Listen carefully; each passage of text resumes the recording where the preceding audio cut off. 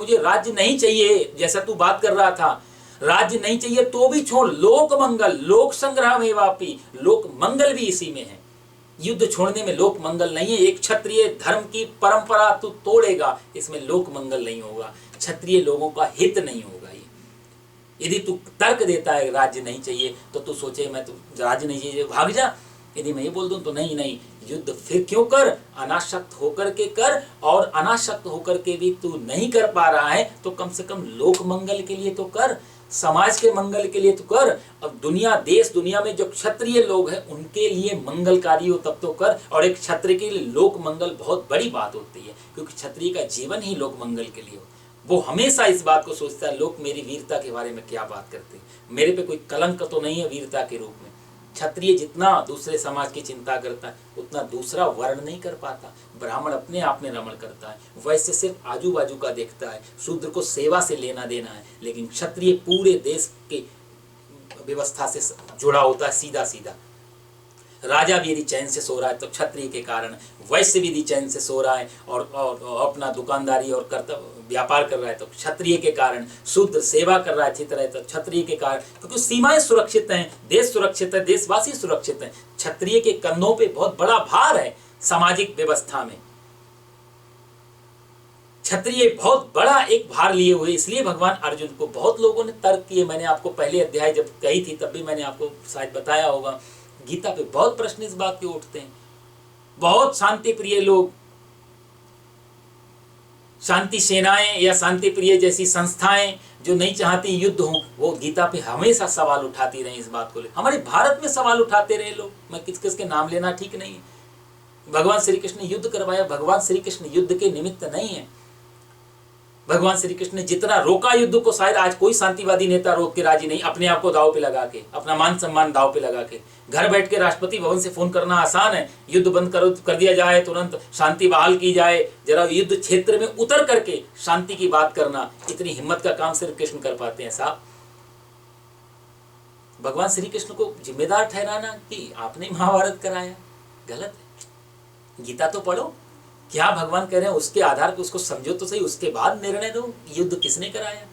भगवान अर्जुन से जो बात कह रहे हैं व्यक्तिगत रूप से बात कर रहे हैं भगवान अर्जुन कि तू अकेला बंदा ऐसा है जो इस समय कई लोगों के लिए रोल मॉडल की तरह काम कर रहा है अर्जुन, और तेरे पे तीनों व्यवस्थाएं टिकी हुई हैं, तेरे पे बहुत बड़ा भार है, इसलिए लोक मंगल के लिए भी, जन कल्याण के लिए भी तुझे युद्ध करना ही चाहिए। यदि तू नहीं करेगा, देखो साहब, अज्ञानी यदि भटक जाए, अज्ञानी यदि गिर जाए तो ज्यादा फर्क नहीं पड़ता, क्योंकि आज नहीं कल उसको गिरना ही है। ज्ञानी यदि भटक जाए तो महान अंधकार में चला जाता है, क्योंकि ज्ञानी के पीछे हम बहुत सारी आशाएं जुड़ी होती हैं अच्छी। महात्मा बुद्ध ने जब घर छोड़ा उनके पीछे लाखों लोग चले गए। यदि कंपेयर किया जाए तो महात्मा बुद्ध हो, हिटलर हो, दोनों में बहुत ज्यादा अंतर नहीं है। क्रांतिकारी बात है मेरी दृष्टि में, हिटलर और बुद्ध में बहुत ज्यादा फर्क नहीं है। बुद्ध ने भी हजारों लाखों घर बर्बाद कर दिए, हिटलर ने भी हजारों लाखों घर बर्बाद कर दिए, क्योंकि एक जगह जवान व्यक्ति संन्यास लेके भागा, पीछे पत्नी रह गई, माँ बाप रह गए, बच्चे रह गए, घर बर्बाद हुआ ना एक तरीके से। संन्यास से लोगों को डर लगने लगा। हिटलर ने भी घर बर्बाद किए लोगों को मार करके। संन्यास भी मृत्यु है, सन्यासी भी अपना तर्पण कर लेता है खुद ही, वो समझ लो मर ही गया शरीर से। तो बुद्ध ने भी हजारों लोगों को मारा सन्यास दे करके, हिटलर ने भी लाखों लोगों को मारा शत्रु कह के। घर दोनों ने बर्बाद किए, लेकिन एक के घर बर्बाद होने से जो फलन चली उसने बहुत अच्छा मैसेज दिया। भगवान उसी को कह रहे लोक मंगल, बुद्ध के कारण लोक मंगल हुआ। बुद्ध के कारण बुद्ध आज जो धम्मपद आया, अंगुत्तरीय पंच ऐसे निकाय, बड़े बड़े शास्त्र आया, पढ़ के देखो। आज भी यदि दुनिया में सबसे ज्यादा पॉपुलेशन बुद्धिज्म की हो गई, इतनी अच्छी अच्छी बातें हैं उनमें, कैसे आ पाती हैं। और बुद्ध की यदि अंतिम घटना भी देखो तो आप बुद्धिज्म में लिखा हुआ है, महात्मा बुद्ध जब यहाँ महानिर्वाण उनका हो गया पूर्णिमा के दिन, और जब स्वर्ग में गए हैं, मोक्ष के द्वार उनके लिए खोल दिए गए, तो ये कथा आती है, ये बुद्धिज्म में कथा है। महात्मा बुद्ध खड़े हुए हैं मोक्ष के द्वार पे, द्वार खुले हुए हैं, द्वारपाल खड़े हैं, हाथ जोड़ के प्रवेश करो। महात्मा बुद्ध बोले मैं प्रवेश नहीं करूंगा। क्यों महाराज? आपको तो यहाँ बहुत पहले आ जाना चाहिए, आज से 40 साल पहले आपको आना चाहिए। आपको ध्यान होगा शायद बुद्ध को जब ज्ञान हुआ उसके बाद भी 40 साल बुद्ध जिंदा रहे और 40 साल तक व्याख्यान और प्रवचन देते रहे, बिना रुके बिना थके। तो वो द्वारपाल कहता है कि आपको 40 साल पहले यहाँ आ जाना चाहिए, ये द्वार 40 साल से आपके लिए खुला है। लेकिन बुद्ध अंदर प्रवेश नहीं कर रहे हैं। बुद्ध कह रहे हैं नहीं, जब तक अंतिम व्यक्ति भी मोक्ष का अधिकारी नहीं हो जाएगा तब तक हमें मोक्ष को प्राप्त नहीं, क्योंकि मैंने हजारों लाखों लोगों के घरों से लोग बुला लिए, सबका मोक्ष जब तक नहीं हो जाता तब तक मैं नहीं जाऊंगा, नहीं तो दोषी ठहराया जाऊंगा। इस अर्थों में बुद्ध हिटलर से लाख गुना ज्यादा बड़े।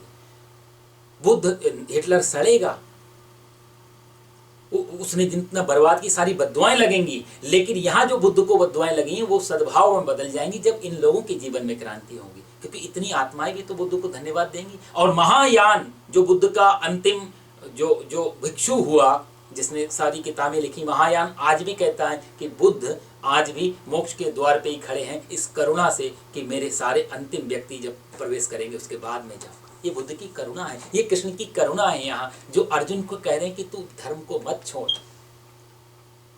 ये कोई दुश्मनी या वैमनस्य या वीरता के कारण नहीं, ये कृष्ण की करुणा के कारण। और अपना भी यहाँ उदाहरण दे रहे हैं, जनक का भी उदाहरण दे रहे हैं, अर्जुन को भी बीच में इन्वॉल्व कर रहे हैं कि तू अपना भी उदाहरण देख ले। ये करुणा से भगवान बोल रहे हैं, लोक संग्रह में वापी। इसलिए अर्जुन तुझे युद्ध करना चाहिए।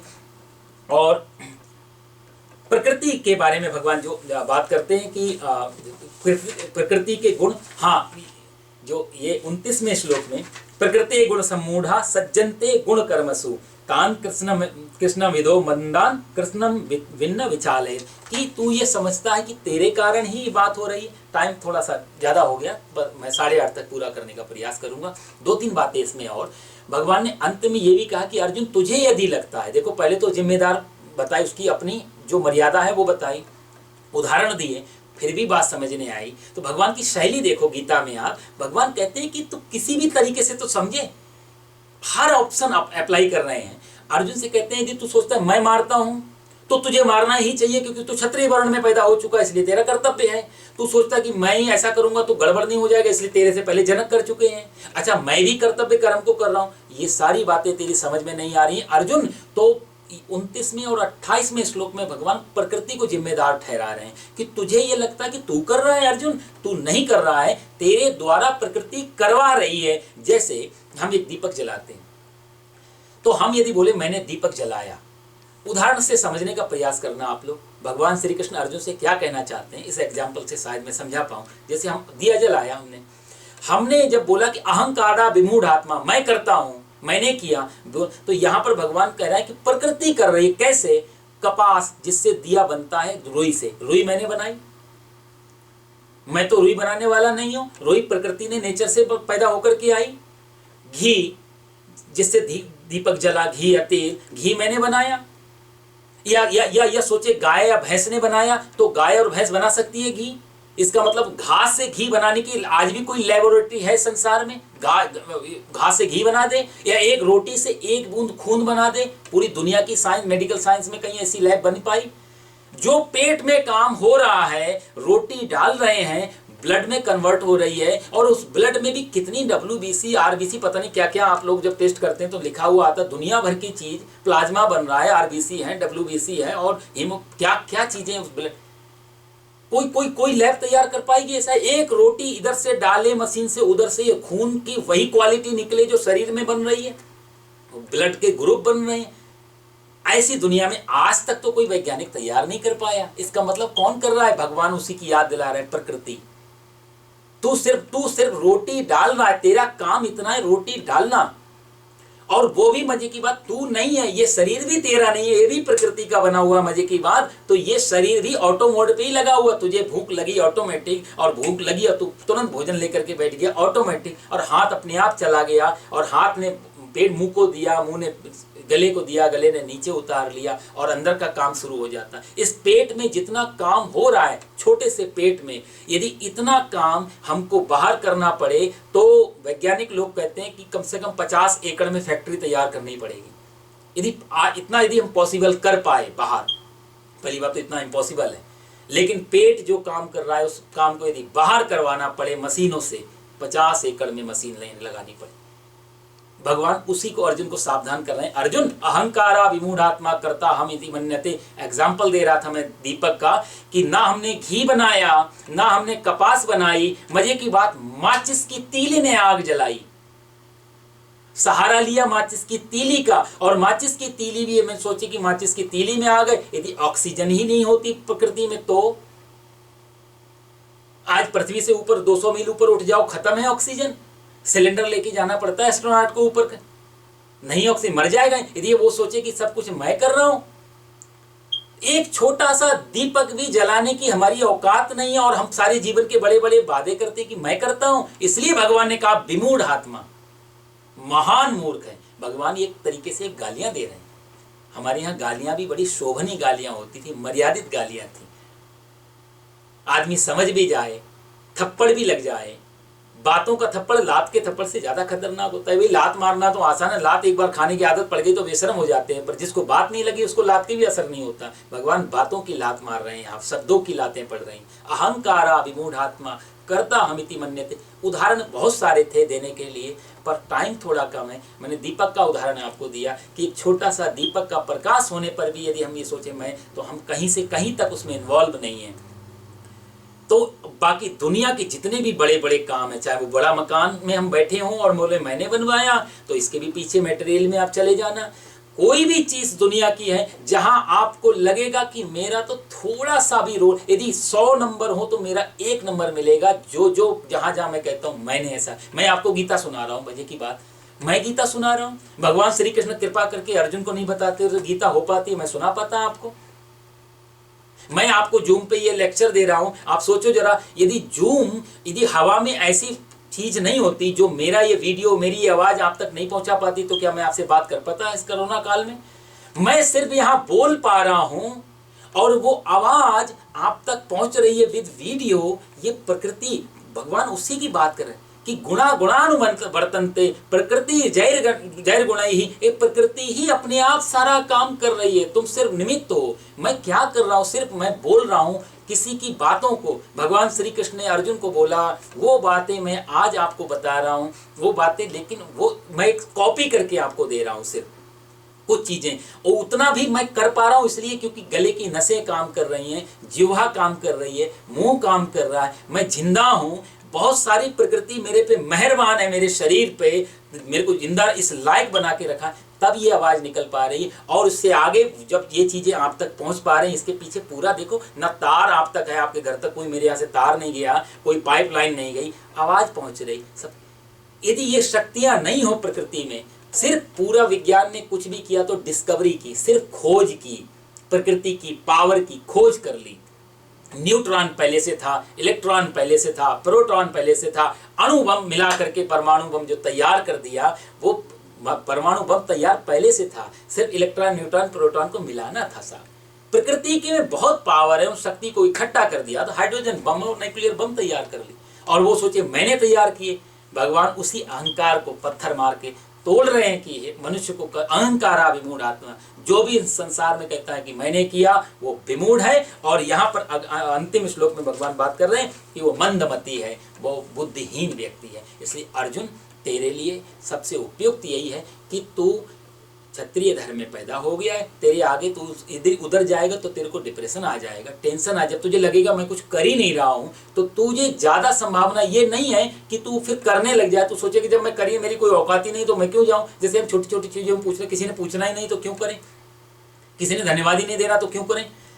तो जब मालूम पड़ जाए कुछ मिलना ही नहीं है तो कर्म क्यों किए जाए, तो ज्यादा से ज्यादा ये संभावना होती है आदमी कर्म करना बंद कर दे। इसलिए भगवान ने अंतिम में ये बात कही, क्योंकि भगवान जानते हैं खतरे क्या हैं ये बात कहने के। जब मैं कहूंगा कि तू कुछ भी नहीं करता, प्रकृति करती है, तो इसके उल्टे खतरे हो सकते हैं। आदमी आलसी हो सकता है जब उसको बता दिया जाए कि तू कुछ नहीं कर रहा, प्रकृति कर रही है। तो ज्यादा संभावना ज्ञानी होने से आदमी नीचे, क्योंकि नीचे को उतरना आसान है ना, मैं आपसे कहा उतरना आसान है, चढ़ना कठिन है। तो आदमी ज्ञान की सीढ़ी पे चढ़ेगा कम, जब सोचेगा मेरी कोई जिम्मेदारी नहीं है तो फिर मैं उतर ही जाता हूँ, मैं आलसी होकर के बैठ जाता हूँ, आलस से तमस में ले जाए। 3 प्रकार के गुण, सत्व रज तम, इसकी चर्चा हम आगे करेंगे। बहुत अच्छे श्लोक हैं, मन नहीं करता कि इतनी स्पीड से भगाएं, पर कुछ समय की मर्यादाएं हैं, कुछ सोच रहे हैं आपको ज़्यादा से ज़्यादा दे पाए। बहुत अच्छे अच्छे भगवान छोटी छोटी 2-2 लाइनों में कहा जाए तो भगवान पूरी फिलॉसफी लाइफ की बता देते हैं, हमारी पूरी औकात हमें बता देते हैं। समझने जैसी बात है। अर्जुन समझेगा 18वें अध्याय में, वो बोलेगा नष्टो मोहा स्मृतिर्लब्धा त्वत्प्रसादात् मैं अच्युता। 18वें अध्याय में अर्जुन कहेगा प्रभु अब मेरा मोह नष्ट हो गया, नष्टो मोहा स्मृतिर्लब्धा, अब मेरे को स्मृति आ गई आपने जो बताया, अब बताओ मैं क्या करूं, अब जो कहोगे वैसा होगा प्रभु। देखते हम लोगों की क्या स्थिति हो 18वें अध्याय तक पहुंचते। पर भगवान से प्रार्थना यही है जितना भी इसमें कर लिया जाए बेकार तो कभी नहीं जाएगा। भगवान कहेंगे आगे आगे जीवन में काम आएगा, इस जीवन में नहीं तो ये अगले जीवन में प्लस हो जाएगा। इसलिए सुनना जरूर चाहिए, जितना हो सके उतना सुनना चाहिए। इन्हीं शब्दों के साथ वाणी को विराम। ओम सर्वे भवन्तु सुखिनः, सर्वे सन्तु निरामयाः, सर्वे भद्राणि पश्यन्तु, माँ कश्चित् दुःख भाग भवेत्। ओम शांति शांति सुशांतिर्भवतु। बोलो सर्वेश्वर भगवान की जय, सच्चिदानंद भगवान की जय, गीता माता की जय। धन्यवाद जी, नमस्कार जी, धन्यवाद, थैंक यू जी, थैंक यू जी, नमस्कार जी, नमस्कार जी, नमस्कार जी, थैंक यू, नमस्कार जी चंद्रा श्याम जी। तो ये टाइम वगैरह ठीक है नहीं, 6:30 बजे का अच्छा। चलो बहुत नमस्कार जी, नमस्ते जी, नमस्ते।